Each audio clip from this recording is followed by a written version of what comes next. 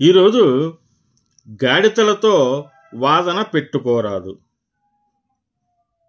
సరే, అసలు కథ ఏంటంటే, గడ్డి నీలం రంగులో కదా ఉండేది అని ఒక గాడిద పులిని అడిగింది. దానికి పులి, నీ మొహం, గడ్డి నీలం రంగులో ఉండటం ఏంటి, ఆకుపచ్చ రంగులో ఉంటుంది అని జవాబిచ్చింది. గాడిద, ఏడ్చావులే, గడ్డి నీలం రంగులోనే ఉంటుంది అని వాదించింది. అలా గాడిదకు పులికి వాగ్వివాదం పెరిగి ఎవరి మాట సరైందో తేల్చుకోవడానికి అవి రెండు అడవికి రాజైన సింహం దగ్గరికి వెళ్ళాలని నిశ్చయించుకున్నాయి. సరే, దట్టమైన అడవి మధ్యలో ఒక ఎత్తైన ప్రదేశంలో సింహం హుందాగా కూర్చుని ఉంది. అక్కడికి చేరుకోగానే పులికి ఏమాత్రం అవకాశం ఇవ్వకుండా గాడిద, వనరాజా, గడ్డి నీలం రంగులో కదా ఉండేది, అవునా కాదా మీరే చెప్పండి అంది.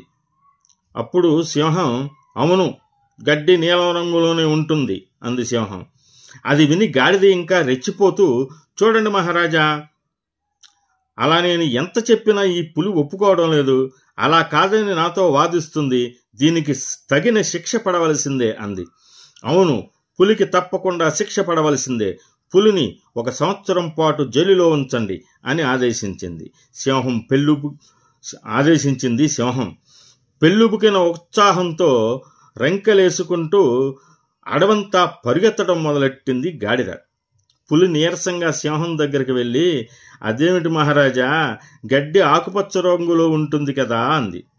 అవును, ఆకుపచ్చ రంగులోనే ఉంటుంది అంది సింహం.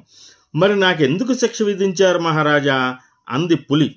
దానికి సింహం, గడ్డి నీలం రంగులో ఉంటుందా, ఆకుపచ్చ రంగులో ఉంటుందా అనే విషయం గురించి నేను నిన్ను శిక్షించటం జరగలేదు.